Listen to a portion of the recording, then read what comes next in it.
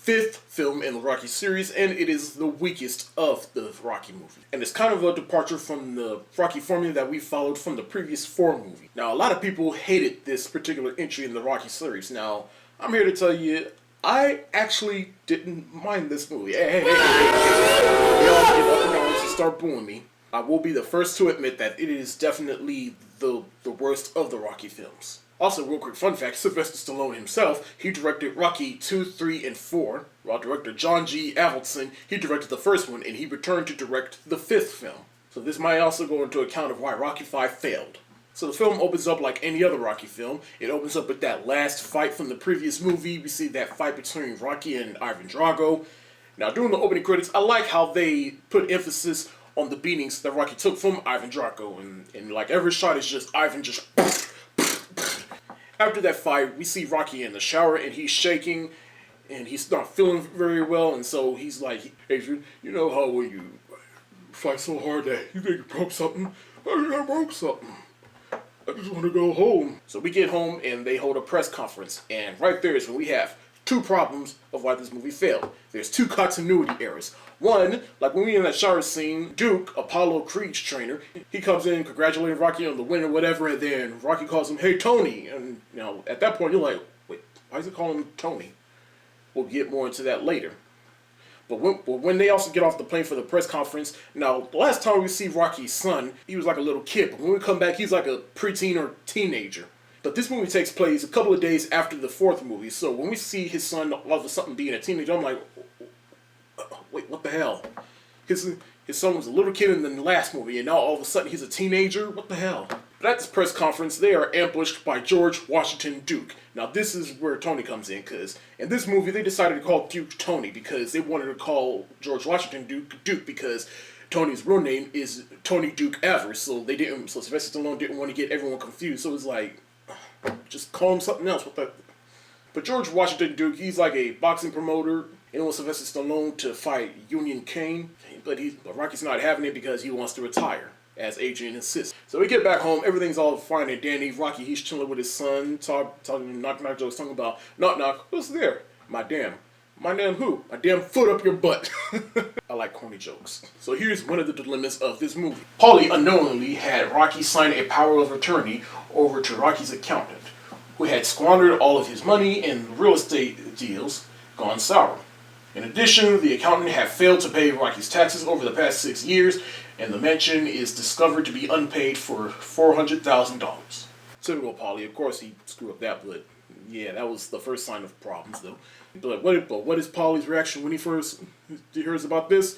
I'm going now, I need a drink. So Rocky, Adrian, and Paulie, they go visit the bank. They confirm this, but they also tell him that this situation is easily fixable with a few more fights. Rocky contemplates on accepting Kane's challenge, but after discovering he has sustained a permanent brain damage from the fight with Ivan Drago and Adrian's insistent, Rocky retires from boxing.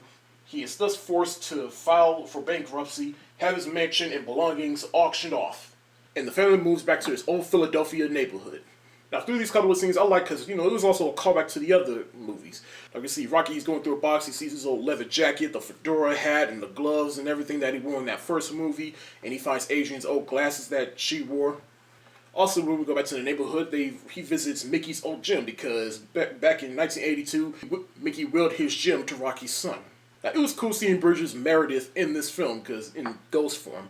Like Rocky, he's in that gym, and in the first fight before Apollo Creed, and Mickey, he's giving a little pep talk about how when all the people I love is gone, I have nothing to live for. But you, I love you, and you're someone I live for. And he gives him that cuffling, and Mickey's all like, "Get up, you son of a bitch! Mickey loves you." So everyone's all happy that Rocky, he's back into the old neighborhood, because back then, everybody thought Rocky was a bum, and now all of a sudden he's all famous and everyone's all happy to see him. Now, to be fair, I did like what they did with this whole story right here, because again, it's a departure from the whole Rocky formula, where Rocky, he lost everything, so now he's back at square one.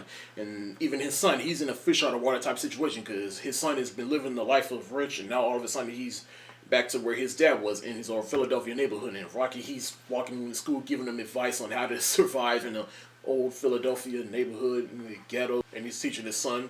But I like that because, again, it's a fish out of water type situation for his son, because he don't know how to how to act in these streets or how to react to the people there. Also, real quick, apparently around this time, Carl Weathers, he wanted to return in Rocky V in ghost form, just like he did with Burgess Meredith as Mickey, but apparently Sylvester Stallone wasn't having it. So now all of a sudden they have this slight beef that's been going on for years, and I don't know if they squashed it or I don't know, but it'd be nice if Carl Weathers, he returned for Creed, you know? Just saying.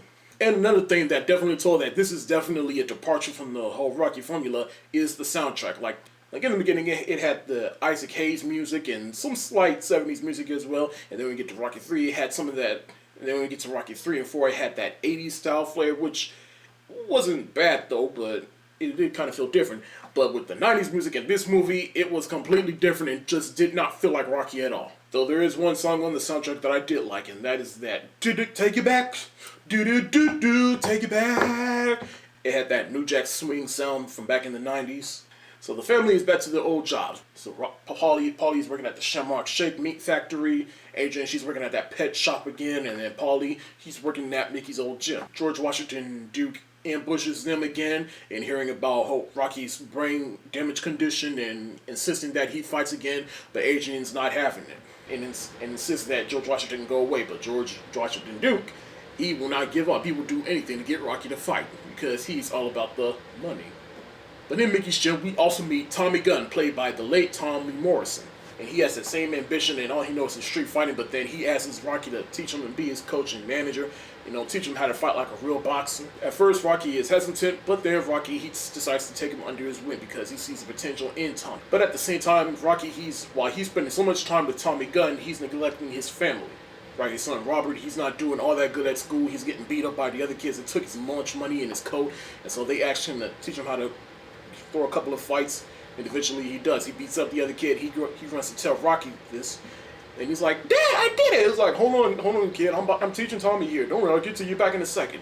And then you just like, aw. Now, granted, this is a little plot point that we've seen before, but now Tommy Gunn, he's getting a lot of success in the boxing ring, and this catches the eye of George Washington Duke, and he sees this as a tool to get Rocky Balboa to fight. So he goes to Tommy Gunn and promises him for the title belt to fight Union Kane. And since Rocky isn't contractually obligated to him to be his manager, he decides to have George Washington be his manager or promoter. And from there on, Tommy Gunn, he starts sidelining Rocky. So we get to Christmas Eve. Rocky, he decides to give the cuffing that Mickey gave him to Tommy Gunn. And Robert sees this, and he's at the last straw. Robert has all his friends there, and then Rocky, he tries to bring Paulie down dressed up as Santa, which makes for a pretty funny scene. Seeing Paulie in a Santa costume, sure, I'd love to see that. That's real fun. But everyone's looking at Rocky, because Rocky's all like, "Oh, guys, look, it's Santa Claus. Come on, And then the teenagers, they're just sitting there like, we're too old for Santa, right? But this leads to a little conversation between Robert and Rocky. He's calling Rocky out on his shit, talking about, "You don't care about us. You don't care about our family. All you care about is Tommy Gunn. And I thought you said me being born was like you being born again. You said we're a team." And so Robert, he storms out of the house, and then George Washington Duke and Tommy Gunn, they pull up. Tommy confronts Rocky, talking about, "You don't have my best interests at mine." And then Tommy Gunn, he drops out saying, "You did all you could. You got me to this point. Now I don't need you anymore." This, that, and the third. And then this leads to one of my favorite scenes in the movie, but it's also a little cheesy. But it's when Rocky, he confesses his life had meaning again when he was able to live vicariously through Tommy's success. But then Adrian, she comes in reasoning with him, telling him Tommy never had his heart and spirit, something he could never learn. When this realization hits him, Rocky embraces his wife, and they begin to pick up the pieces. After finding Robert hanging out on the street corner, Rocky apologizes to his son, and they mend their broken relationship. Now, I say this scene is a little cheesy because, it's like Rocky, he's storming down the street and talking about, "Bro, Adrian, look at this. I see where we are. What do you think, I'm stupid? I know time made you feel like you can live again. But if you want to pass something on, pass it on to your son. You're losing us. You're losing your son." Now, here's the thing. Rocky was praised for his performance in this movie, but Adrian, she was nominated, I think she won, I don't know, but she was nominated for a Razzie for this movie, for acting in this movie. And I don't blame them, because it just felt like throughout this whole movie, Adrian, she's just crying, talking about, "I said he's retired. Paulie, we're here because of you. You thought you did smart business? Hey, you! Me! What are you What's talking your about choice? me? You know you Oh, gotta okay. see a doctor. If he says it's all right, I'll support anything. Rocky, you suffered severe brain trauma. Look, I don't think you're very funny. Are you trying to talk my husband into fighting again? Opportunity for who? For you to make money, for him to be disabled? What would you do if the choices were reversed? Rocky, they don't care about you. He's done! He's done fighting! It's one bad hit, and you could be an invalid. All those beatings you took in the ring, I took them with you. I know how you feel. I know when somebody like Tommy comes along, you feel alive. Shut up! Jesus Christ, man, what the hell is wrong with you? Please, just shut up! Fuck! So as I said, Rocky and Robert, they mend their relationship. They're in the basement watching the fight between Tommy and Julian Kane. And we see Rocky, and quick thing, jumping back a little bit, as Rocky ran into the street to Tommy, his brain damage situation has started to kick back on him. He's all like, but then we see him in the basement, and he's starting to punch around with Tommy gun and whatever, and I don't know what to make of that scene, but either his brain damage situation was getting better, or I don't know. But long story short, Tommy Gunn, he wins the fight. They didn't thank Rocky for helping him. He wins the title by knockout in the first round, but is booed by the spectators and hounded by the reporters after the fight. They insist Kane was nothing but a paper champion because Kane did not win the title belt from Balboa. Therefore, a public would never consider Tommy the real champion unless he fights a worthy opponent, like Rocky. Now, with Tommy angry by the press's reaction, Duke convinces Tommy he needs to fight Rocky man-to-man. Duke and Tommy, they show up at this bar where Rocky and Paulie is, goading Rocky into accepting a fight.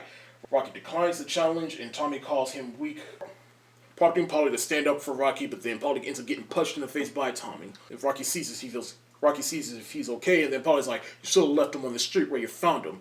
And then, I just like that, Rocky, he looks at him and he's like, hey, Tommy, you want to fight me? My fight's outside. And then Duke is like, no, you fight him in the ring. And then Tommy's like, you don't owe me! You don't owe me! Now here's the thing. Now, the fight, I can understand why some people hate it, because, you know, it's a street fight. It's not the fight we're used to in the other movies, in the fight ring, but hey, I'll take what we can get. But I did find some enjoyment within the fight. But that's not even my problem with the fight. It was just a complete bait and switch from Tommy, because Tommy, in the beginning, he seemed like a good guy, but then all of a sudden, he's like, the villain? Like, what the hell? So the fight goes outside, and then, at first, Rocky, he starts punching him a little bit, knocking Tommy out seemingly, and then Rocky's all like, you brother, man, like, Tommy and you, we were like this. But then Tommy, he gets up, and then he starts winning on Rocky a little bit. They punch him a little bit, but then Tommy, he gets the upper hand, and then his brain damage is starting to kick in a little bit. Then he starts seeing visions of Ivan Drago, and he starts seeing Ghost Mickey in his head, and he's all like, get up, you son of a bitch! Mickey loves you. And then from there, Rocky, he gets up, and then Tommy's like, hey, Tommy, I didn't hear no bell. One more round.